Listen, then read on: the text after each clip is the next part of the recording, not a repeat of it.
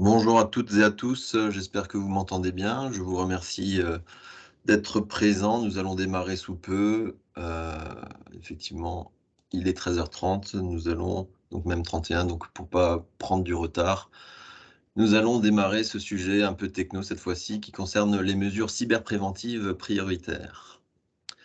Alors en effet, la cybersécurité est plus que jamais l'affaire de tous puisque, suite au conflit, qui a démarré il y a quelques semaines entre l'Ukraine et la Russie, nous avons des impacts sur la cybersécurité qui pourront, toucher, les entreprises, les, organisations gouvernementales, les associations et donc il faut, peut-être, réfléchir à anticiper ces problèmes de cybersécurité qui, on va le voir, sont de toute façon, prégnants et sont en augmentation en 2021.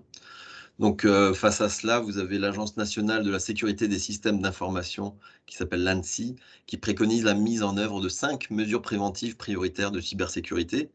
Donc, voilà, c'est renforcer l'authentification sur les systèmes d'information, c'est d'accroître la supervision de sécurité, c'est de sauvegarder hors ligne les données et les applications critiques, d'établir une liste priorisée des services numériques critiques de l'entité et de s'assurer de l'existence d'un dispositif de gestion de crise adapté à une cyberattaque. Nous allons les voir tout à l'heure un peu plus en détail. Ces mesures sont essentielles et leur mise en œuvre à court terme permet de limiter la probabilité d'une cyberattaque ainsi que de ses effets potentiels. Alors, pour être pleinement efficaces, on rappelle bien sûr qu'elles doivent cependant s'inscrire dans une démarche de cybersécurité globale et de long terme. Heu, Quelle que soit l'activité de votre entreprise, nul n'est épargné par le risque cyber au regard du contexte international et nous verrons dans quelques exemples que j'ai, pu rechercher, que ça peut toucher les entreprises de toute taille. Aussi bien la grande, entreprise telle que Toyota qu'un petit, une petite entreprise du Bas-Rhin, qui peut être attaquée, par des ransomware, par exemple. Donc, nous attirons votre attention sur la nécessité de renforcer votre vigilance et de mettre en œuvre des mesures de cybersécurité pour garantir la protection de votre entreprise. Alors, dans un premier temps, je vais vous donner quelques exemples de cyberattaques récentes, pour étayer, l'importance de ce sujet, que nous traitons aujourd'hui.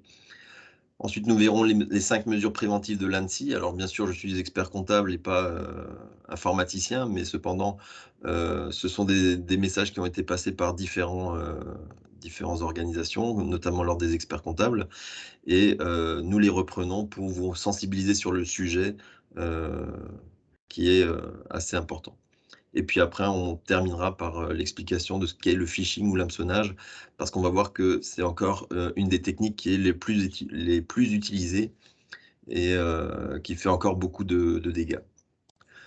Alors, dans l'actualité, nous avons un article du site de Capital du 7 avril dernier qui, montre que, par exemple, le département de l'Ardèche a été attaqué par des pirates informatiques, heu et qui a entraîné bien sûr, des blocages au niveau de certaines tâches des services départementaux et qui n'ont pu être réalisées. Donc ça, c'était une attaque qui avait lieu le 6 avril encore, donc on attaque vraiment, aussi bien heu, les départements, les régions, les associations que les entreprises. L'autre point que j'ai vu, c'était aussi au niveau de l'article, du Capital toujours, sur le site de Capital, le 1er mars 2022, où indirectement Toyota a dû suspendre, pendant une journée, sa production, du fait, que l'un de ses, fournisseurs, qui était un fournisseur de composants en plastique, a été, cyberattaqué, sous le format d'un rançon logiciel, donc c'est les ransomware, c'est-à-dire un logiciel malveillant qui, a chiffré les données et qui exige une rançon pour pouvoir les récupérer. Donc là, vous avez peut-être déjà entendu, ce type d'histoire autour de vous ou ailleurs. C'est des choses qui arrivent et qui sont, aujourd'hui, les attaques principales sont faites par des, ransomware où vous avez des données qui sont cryptées et il faut payer une, rançon pour pouvoir de nouveau y accéder et donc c'est des cyberattaques, très importantes et très menaçantes qui peuvent impacter, fortement l'organisation, voire même, heu, procéder à engendrer peut-être une liquidation judiciaire de certaines sociétés qui ne pourraient pas payer ces rançons. Ensuite, toujours dans cet article-là, on a, un des porte-parole du gouvernement japonais qui avait dit que le risque de cyberattaque augmente en ce moment à cause de la situation actuelle, y compris par rapport à l'Ukraine. Les pays qui ont sanctionné la Russie pour son invasion en Ukraine, parmi lesquels figure le Japon, sont sur le qui-vive face au risque jugé élevé des représailles de Moscou sous la forme de cyberattaques. Je vous signale que la France subit, les mêmes risques que le Japon. Ensuite, plus près de nous, dans un article de Ouest France, le 19 février dernier, nous avons une petite pâtisserie de Sélestat qui est victime aussi d'un ransomware depuis le mardi 16 février et ils se sont attaqués cette fois-ci aux logiciels de caisse et de comptabilité de l'entreprise qui ont été cryptés et donc le propriétaire doit payer une rançon en crypto-monnaie pour récupérer ces données. Voilà, donc encore une fois, bon là c'est peut-être moins impactant, c'est la caisse enregistreuse, mais ça perturbe quand même le fonctionnement de l'entreprise et parfois ça peut complètement la bloquer. Et bien sûr, aucune brigade spécialisée à Paris n'arrive à déchiffrer ce que les hackers ont pu faire, quoi. Voilà, donc des problèmes encore très concrets. Je ne parle même pas des arnaques au président, on va rester uniquement dans les cyberattaques et donc on voit que ça peut toucher les petites entreprises comme les toutes grandes.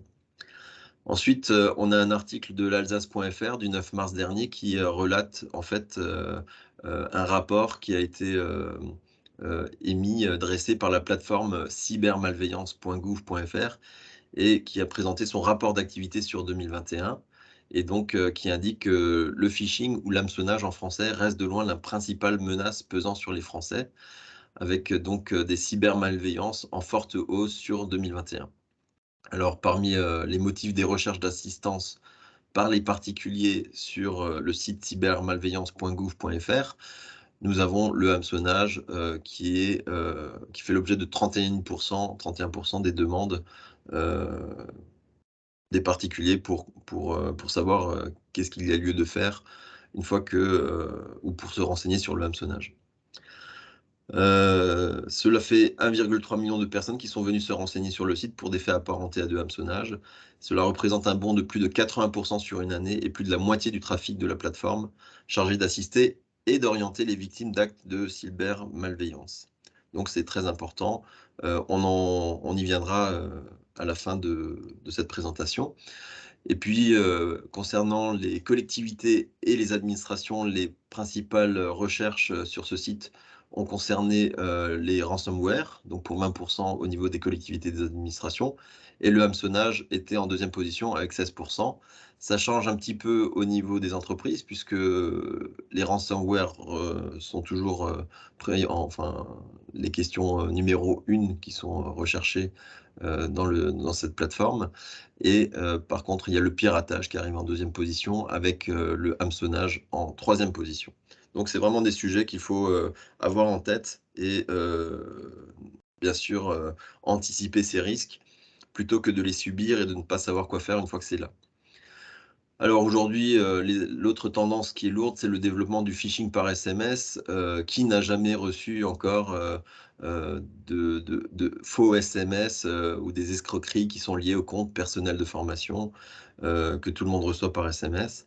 L'objectif reste le même, la forme change. Il s'agit en fait d'aiguiller les victimes vers des faux sites pour leur faire payer ou leur voler leurs identifiants. Les piratages de comptes sont un peu moins forts sur les comptes bancaires depuis que la directive DSP2 est entrée en vigueur, avec un système de sécurité des moyens de paiement et une double authentification. Mais par contre, il existe toujours la possibilité de faire du piratage de messagerie et on a vu des victimes qui ont pu se retrouver engagées par un crédit à la consommation totalement frauduleux suite à ce piratage de messagerie. Alors, c'était les exemples, pour vous montrer que le sujet est vraiment d'actualité et qu'il va être, et qu'il l'est d'autant plus, depuis qu'il y a eu ce conflit, cette crise ukrainienne depuis plusieurs semaines qui a démarré. Donc nous allons, voir maintenant les 5 mesures préventives de l'ANSSI qui nous demandent, d'être vigilants en fait et qui nous prévient. Donc n'hésitez pas, je vous donnerai les adresses de sites à la fin pour visiter le site de cybermalveillance.gouv.fr ou de l'ANSSI. Alors la première des mesures, c'est de renforcer l'authentification sur les systèmes d'information. Et donc pour réduire les risques d'une cyberattaque, il vous est recommandé de renforcer l'authentification des comptes particulièrement exposés, notamment ceux des administrateurs qui ont accès à l'ensemble des ressources critiques du système d'information et ceux des personnes qui sont exposées de l'entité. Donc c'est le personnel de direction, les cadres dirigeants, etc. Il est recommandé donc de mettre en œuvre une authentification forte, nécessitant l'utilisation de 2 facteurs d'authentification différents, soit un mot de passe avec un tracé de verrouillage ou une signature, ou un support matériel type carte à puce, jeton USB, ou alors un autre code reçu par un autre canal, comme par exemple le SMS.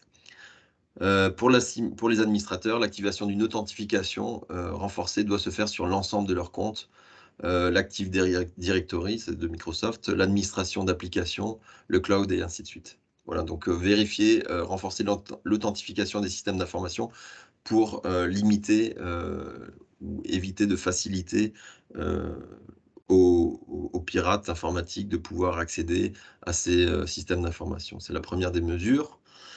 La suivante, c'est d'accroître la supervision de la sécurité. Donc, c'est de mettre ou d'installer un système de supervision des événements journalisés qui doit être mis en place. Cela permettra de détecter une éventuelle compromission et de réagir le plus tôt possible. Donc effectivement, lorsque vous voyez des rapports avec des remontées d'incidents, ça sera beaucoup plus simple de pouvoir remarquer s'il y a quelque chose, une anomalie qui s'est produite et de vérifier s'il y a un incident et de gagner du temps sur la compréhension de cet incident. Donc, en l'absence de supervision de sécurité en place, la centralisation des journaux des points les plus sensibles du système d'information est conseillée. On peut lister, à titre d'exemple, des points d'entrée VPN, les bureaux virtuels, les contrôleurs de domaine. Donc, les contrôleurs de domaine, ce sont des serveurs qui répondent aux demandes d'authentification et de contrôle des utilisateurs des réseaux informatiques, ou encore les hyperviseurs. Alors, en informatique, un hyperviseur, c'est une plateforme de virtualisation qui permet à plusieurs systèmes d'exploitation de travailler sur une même machine physique en même temps. Le renforcement de la vigilance des équipes de supervision est indispensable en investiguant les anomalies susceptibles d'être ignorées en temps normal. Alors en environnement Active Directory, donc ça vient de Microsoft, ce sont des services d'annuaire qui ont pour fonction de fournir des services centralisés d'identification et d'authentification à un réseau d'ordinateurs qui utilisent le système Windows, Mac ou encore Linux. Dans cet environnement-là, les connexions anormales sur les contrôleurs de domaine doivent être inspectées. Les alertes dans les consoles d'antivirus concernant des serveurs sensibles doivent également être systématiquement étudiées. Et donc pour les entités qui en ont la capacité, c'est l'accélération des déploiements d'outils donnant de la visibilité sur l'état de sécurité des systèmes d'information qui est également préconisé. Donc première chose, c'est de renforcer l'accès, les accès aux données sensibles et d'accroître la supervision de sécurité. Ça, c'est une deuxième chose importante. La troisième, c'est bien sûr la sauvegarde. Donc, c'est de sauvegarder hors ligne les données et les applications qui sont critiques. Donc, vous devez faire bien sûr des sauvegardes régulières de l'ensemble des données, y compris celles qui sont présentes sur les serveurs de fichiers, d'infrastructures et d'applications métiers critiques qui doivent être réalisées. Ces sauvegardes, au moins pour les plus critiques, doivent être déconnectées du système d'information pour prévenir leur chiffrement, à l'instar des autres fichiers. Et l'usage des solutions de stockage à froid comme des disques durs externes ou des bandes magnétiques permettent de protéger les sauvegardes d'une infection des systèmes et de conserver les données critiques à leur reprise d'activité, ce qui est fondamental. Et l'actualisation fréquente de ces sauvegardes est également préconisée. Alors, non seulement il faut avoir une cadence de sauvegarde régulière et assez rapprochée, mais il faut aussi qu'elle fonctionne parce que des fois on croit qu'on a sauvegardé et puis on a déjà vu des cas où finalement la sauvegarde n'était plus là ou trop en arrière. Alors il y en a qui font des sauvegardes mensuelles, hebdomadaires. Il faut bien être conscient que si vous avez une attaque le vendredi et que vous faites une sauvegarde hebdomadaire, ben vous n'avez plus les données d'une semaine, quoi. Bon, ça sera toujours moins pire qu'autre chose, mais voilà, il faut voir qu'est-ce qui est le plus adapté et de voir ça avec vos prestataires informatiques ou votre service interne d'informatique. Ensuite, Autre mesure de prévention, c'est d'établir une liste priorisée des services numériques critiques de l'entité, afin d'avoir une vision claire des systèmes de ces systèmes d'information et de leur criticité. C'est un système essentiel, enfin, c'est une condition essentielle pour prioriser les actions de sécurisation ainsi que pour réagir efficacement en cas d'incident. Alors, il est conseillé pour les entités, en association les métiers de l'entreprise, de réaliser un inventaire de leurs services numériques et de les lister par sensibilité pour la continuité d'activité de l'entreprise. Les dépendances vis-à-vis des prestataires doivent également être identifiées. Donc, effectivement, quand vous avez accès à des logiciels métiers, dans différentes fonctions d'une entreprise, il faut les connaître, et bien sûr cartographier un peu tous les services qui sont, critiques et utiles pour l'entreprise pour que, dans le cadre d'une reprise d'activité, vous puissiez, tout de suite, éviter de perdre trop de temps, en cas d'attaque, ou de fonctionnement en mode dégradé. Dernière mesure, c'est de s'assurer de l'existence d'un dispositif de gestion de crise adapté à une cyberattaque. Donc on a bien vu, dans les exemples tout au début qu'une cyberattaque peut avoir un effet déstabilisateur sur les organisations. Les fonctions support comme la téléphonie, la messagerie, mais aussi les applications métiers peuvent être mises hors d'usage.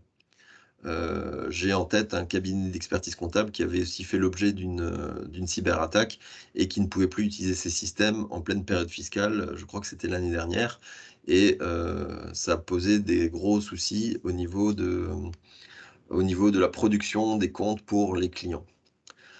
Donc dès lors, il s'agit alors de passer en mode de fonctionnement dégradé et dans certains cas, cela signifie à revenir au papier et au crayon. L'attaque cause en général une interruption d'activité partielle et dans les cas les plus graves, une interruption totale. Définir des points de contact d'urgence, y compris chez les prestataires de services numériques, et s'assurer d'avoir les numéros en version papier est particulièrement utile dans ces situations. Effectivement, on est de plus en plus dépendant de l'informatique et des réseaux et des plateformes et du cloud. Donc il est important d'avoir quand même, un plan d'action avec, les bons contacts, dès lors qu'il y a, une cyberattaque qui s'est produite, sur votre organisation. Au-delà de ça, il s'agit pour les organisations de définir un plan de réponse aux cyberattaques associé au dispositif de gestion de crise, quand il existe, visant à assurer la continuité d'activité puis son retour à un état nominal.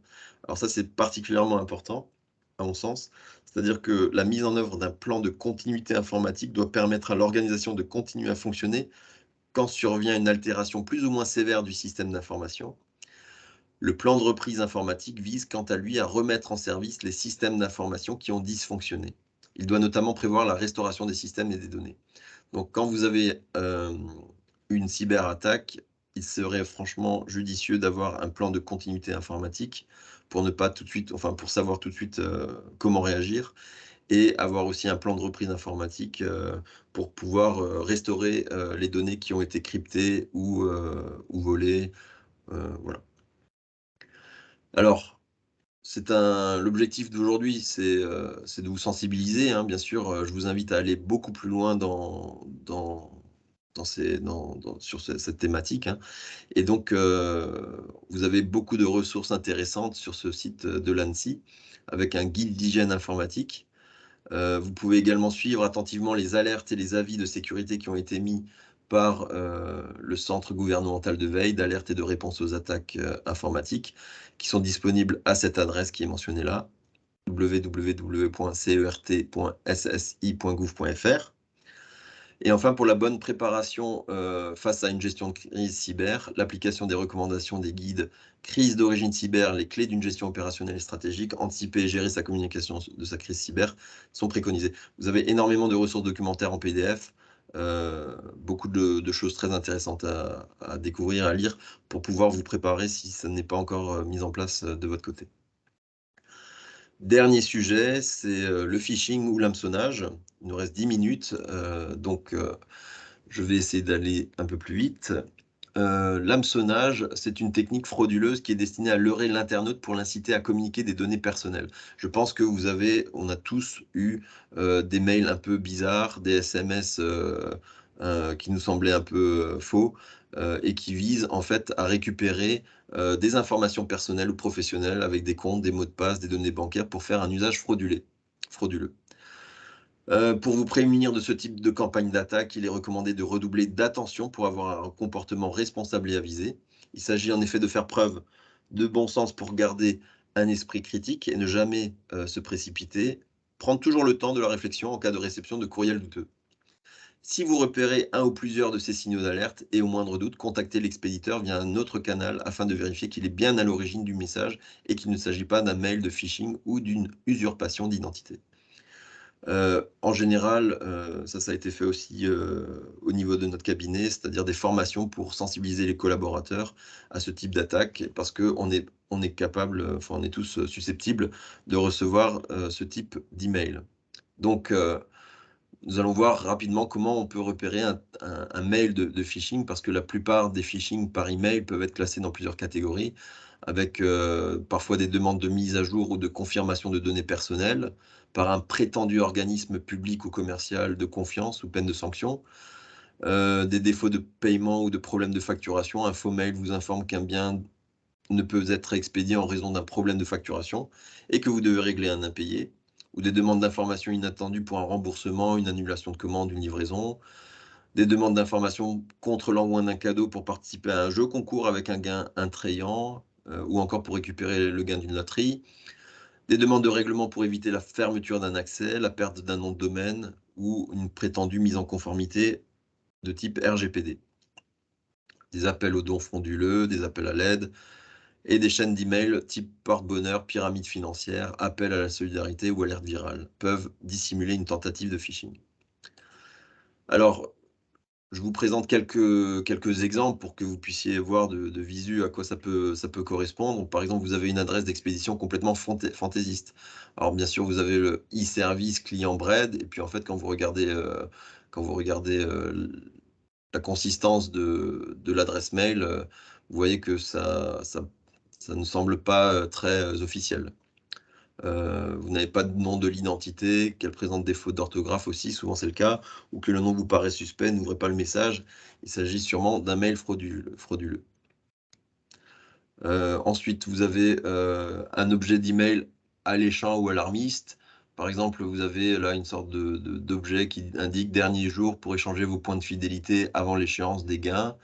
Donc c'est un intitulé aguicheur, comme le remboursement ou alerte de sécurité qui transmet un sentiment d'urgence et donc les gens se précipitent pour cliquer, pour répondre et puis on n'est plus en train de réfléchir. Donc il faut prendre son temps, analyser, regarder et voir, comment ça fonctionne. Puisque là, on voit que de la part de sav.orange.fr, on s'alerte pas forcément et puis en fin de compte, on peut, malheureusement répondre à ce type de mail. Après, il y a parfois des apparences, suspectes. Donc quand vous avez des images et des logos de mauvaise qualité, flous, déformés, pixelisés au prix de loin, ils peuvent être le signe qu'il s'agit de captures d'écran ou d'éléments volés sur des sites officiels, tels que vous le voyez, ci-dessous là avec, l'euro-million qui vous propose une somme, de gagner, enfin qui vous indique que vous avez gagné, 680 000 €, sans doute que vous n'avez pas joué non plus. Donc là, c'est typiquement du phishing. Ne l'ouvrez pas, supprimez directement ce mail, n'activez pas, ou ne remplissez pas les demandes qui sont faites. Là aussi, dans ce cadre-là, vous avez une demande d'information confidentielle. En général, ça ne se fait jamais par email. Votre banque ne vous demandera jamais des informations, directement par email. Aucune entité légitime, gouvernementale, professionnelle ou autre, n'est en droit de vous demander, votre code de carte bancaire ou votre code d'accès personnel par message. Donc, ne communiquez rien de confidentiel par écrit, même s'il s'agit d'un expéditeur qui prétend faire partie de votre entourage. Et vous voyez que vous avez ici, confirmé votre, mobile ici. Donc on a un exemple de faux mail qui demande des informations personnelles et là, en l'occurrence, votre numéro de téléphone mobile. Ensuite, vous avez des messages un peu aguicheurs ou inquiétants. Donc là, vous avez par exemple, une, un mail de phishing, qui fait part d'une offre, d'un remboursement ou d'un gain inespéré. Donc, vous venez de remporter un lot important alors que vous n'avez pas joué, vous n'êtes pas client de l'entreprise et qui vous a soi-disant envoyé le message. Voilà, donc là, on a un exemple de la fi des enfin, des finances publiques qui vous informent que nous vous informons que votre remboursement de 228 € est disponible, que vous pouvez, vous abonner à nos services en ligne et il suffit de vous connecter sur le portail fiscal et c'est là où si vous cliquez et que vous rentrez vos données, vous faites une erreur. Et donc, tout de suite, à supprimer, ou alors rendez-vous sur votre compte perso impôts.gouv.fr pour voir si c'est réel ou pas, mais ne pas cliquer là-dessus directement. Et là, vous en avez d'autres avec, par exemple, l'assurance maladie qui vous indique que vous avez un remboursement en attente de 169,20 € sur votre espace personnel. Alors, c'est plutôt bien fait. Et puis, ici, on vous demande de cliquer, de modifier vos informations personnelles. Ce n'est pas vrai. Ou là, on avait aussi une banque qui voilà, qui vous dit qu'ils ont remarqué une activité inhabituelle sur votre compte. Pour activer votre compte, vous devez mettre à jour vos informations. Alors attention, ça peut être pas mal fait aussi des fois, hein. Vous avez une fois ces dernières informations validées, votre compte fonctionnera normalement. L'ensemble du processus ne prendra que 5 minutes. Vous devez agir maintenant pour résoudre le problème le plus rapidement possible. Donc on voit bien qu'il y a un caractère d'urgence. Il n'y a pas de faute d'orthographe, ce qui est plutôt ce qui change un peu en général, et ce qui peut aussi être un détail ou un indice dans ce type de tentative de phishing.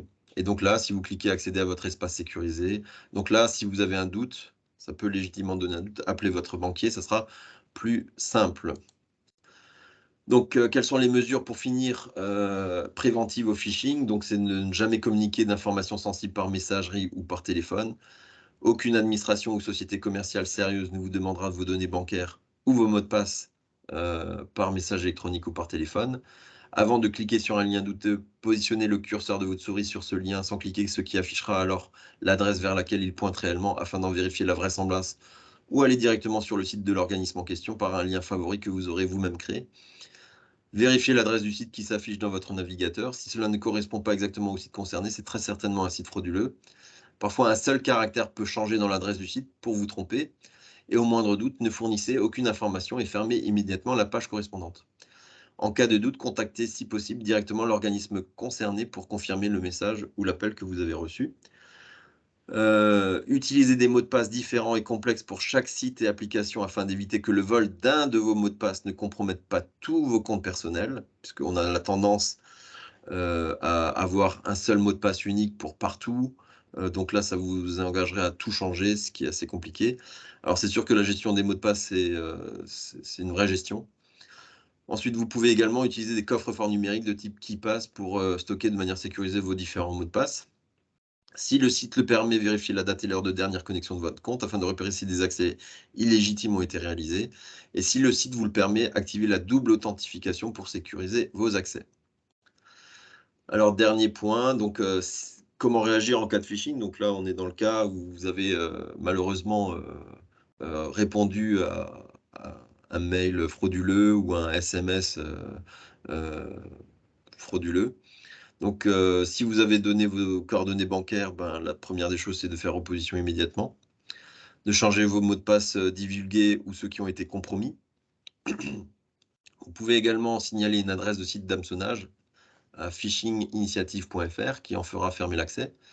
Et en fonction du préjudice subi, vous pouvez déposer plainte au commissariat de police ou à la gendarmerie, ou d'écrire au procureur de la République dont vous dépendez en fournissant toutes les preuves en votre possession. Vous pouvez enfin les signaler sur les autres sites spécialisés que je vous ai indiqués, donc signal-spam.fr, phishing-initiative.fr, ou téléphoner ou prévenir info escroquerie au 0805 805 817. Rendez-vous bien sûr sur le site cybermalveillance.gouv.fr pour vous faire assister et prévenir en cas de sécurité numérique. Leur mission, c'est d'assister les victimes d'actes de cybermalveillance, d'informer, de sensibiliser à la sécurité numérique et d'observer et d'anticiper le risque numérique. Être concernés donc les particuliers, les collectivités territoriales et bien sûr les entreprises. Donc n'hésitez pas à y faire un tour, c'est relativement très riche en documentation. Voilà, donc on arrive au bout, il est pile 14 h, je ne sais pas si j'ai des questions. Vous pouvez activer vos micros si vous avez des demandes particulières. Bien sûr, vous avez aussi, j'ai mis ça dans les commentaires, le questionnaire de satisfaction pour nous renseigner sur les améliorations que l'on pourrait porter à nos présentations mensuelles. Ou nous indiquer d'autres sujets que vous voudriez qu'on traite dans le cadre de la fiscalité, de la comptabilité, de la législation sociale, de l'informatique ou autre. En attendant, je n'ai pas d'autres, questions pour le moment. Heu, je pense que c'était assez clair. Donc, si, il n'y a pas d'autres questions, bah, nous vous donnons rendez-vous, le mois prochain pour un prochain, web café, qui pourra traiter, d'un sujet en principe le RGPD puisque 4 ans après, la mise en place en 2018, où vous en êtes, dans le RGPD? Ce sera une question importante à traiter. Beaucoup d'entreprises ne sont pas encore en conformité, à mon sens et puis, bah, ça fait suite aussi, au problème à la prévention des risques, de cybersécurité, d'avoir une entreprise qui soit, conforme à la charte, du RGPD. Ce sont des sujets, cyber, assez liés, en fin de compte. Très bien, bah, écoutez, je ne vois pas d'autres, questions ni posées dans la conversation, donc ben, je tiens à vous remercier encore pour votre participation. Je vous souhaite un bon week-end de Pâques et puis je vous dis rendez-vous le mois prochain pour un autre sujet. Merci à vous, bon après-midi. Au revoir.